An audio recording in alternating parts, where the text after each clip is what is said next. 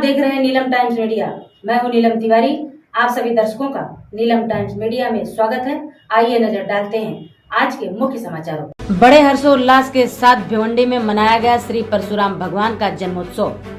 बता दें, गणेश सोसाइटी स्थित हनुमान मंदिर के प्रांगण में पंडित आनंद शुक्ला शास्त्री जी के मार्गदर्शन में और राष्ट्रीय परशुराम सेना महाराष्ट्र प्रदेश महासचिव बाल मुकुंद शुक्ला जी के नेतृत्व में उत्तर भारतीय समाज के वरिष्ठ मार्गदर्शक श्याम बिहारी मिश्रा जी के कर कमलों से पूरी विधि विधान के साथ पूजा अर्चना आरती करके श्री परशुराम भगवान का बड़े हर्षोल्लास के साथ जन्मोत्सव मनाया गया। इस उपलक्ष्य में ब्राह्मण समाज के कई गणमान्य व्यक्ति, महिला पुरुष भारी संख्या में उपस्थित रहकर आरती पूजा किए। वहीं श्याम बिहारी मिश्रा जी के साथ कई गणमान्य लोगों ने जन्मोत्सव को लेकर ब्राह्मण समाज के बारे में क्या कहा, आइए देखते हैं।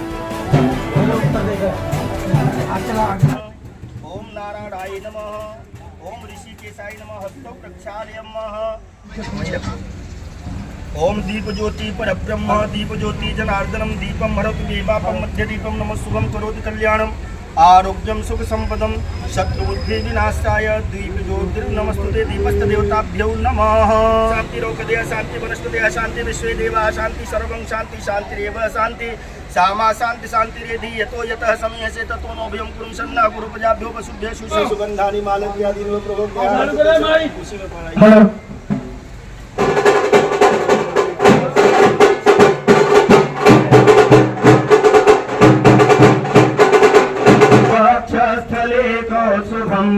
नाशाग्रे वटमूलिकं करतले मेरुकडे कंकडम।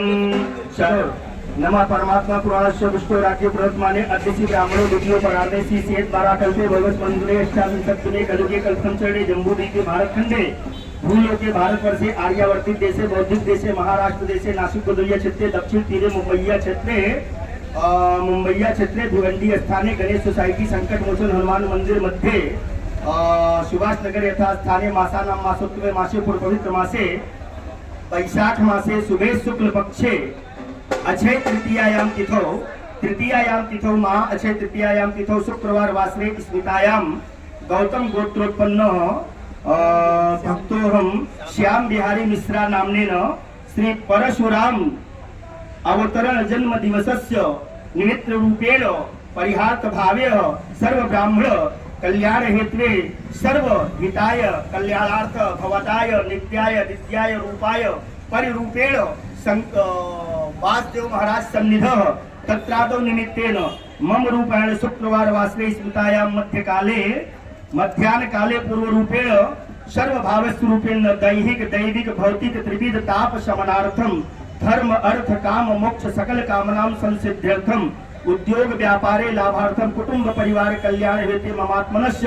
यक्ष नमो ब्राह्मण्य देवाय गो ब्राह्मण हिताय जगत हिताय कृष्णाय गोविंदाय नमो नमः। जय जगदीश हरे स्वामी जय जगदीश हरे भक्त जनों के संकट दास जनों के संकट क्षण में दूर करे। ओम जय जगदीश हरे सोध्यावे फल पावे सुख बिन से मन का स्वामी दुख बिन से मन का सुख संपत्ति घर आवे श्याम सुंदर घर आवे अष्टमी के तन का। ओम जय जगदीश हरे मात पिता तुम मेरे शरण कहो किसका आस करूं किसकी। ओम जय जगदीश हरे तुमको अंतर्यामी सागर तुम पालन करता स्वामी तुम पालन करता। मैं मूर्ख धन स्वामी प्रभु सदा साई आरती की जय हनुमान लला की सदन रघुनाथ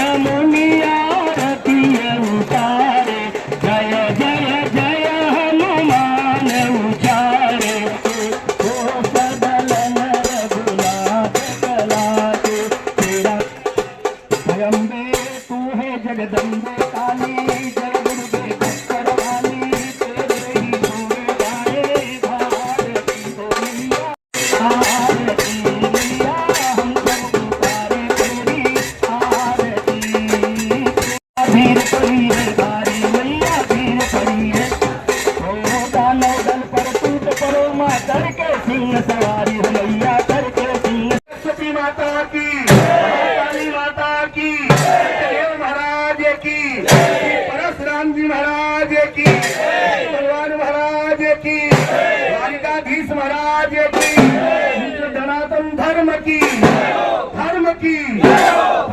ओम नमः पार्वती पतये हर हर जय श्री कृष्णाय वयं नमः। सबसे पहले मैं हनुमान जी के चरण कमलों में फूट प्रणाम करूंगा और सभी ब्राह्मण भाइयों को उनको चरणों में समर्पित होने की प्रेरणा और शक्ति देने का प्रयास करूंगा। बड़ा ही अपार हर्ष की बात है कि इस शहर में बड़ा ही अच्छा काम हो रहा है। कृति यश सबको नहीं मिलती है, बहुत कम लोगों को मिलती है। नहीं बात ब्राह्मण की तो गोस्वामी तुलसीदास ने लिखा है कि तपोपल अभी प्रसदा बंजारा ताके कोप न कोई उबारा। ब्राह्मण के साथ में एक शब्द जुड़ा है तपस्या,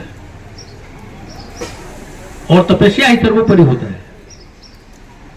तपस्या से भगवान विष्णु संसार का पालन पोषण करते हैं, तपस्या से ब्रह्मा जी संसार की रचना करते हैं और तपस्या से ही भगवान शंकर संहार करते हैं।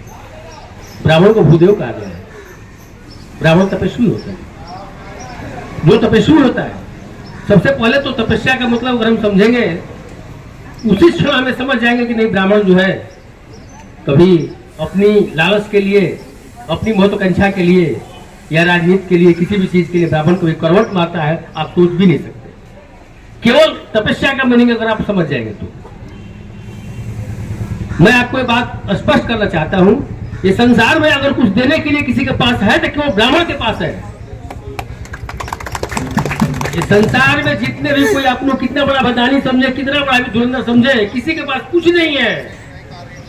अगर किसी के पास अपना कुछ देने का पावर रखता है तो केवल ब्राह्मण रखता है।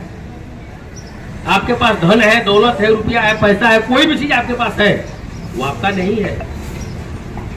वो आपका नहीं है, भ्रम में रहने की जरूरत नहीं है।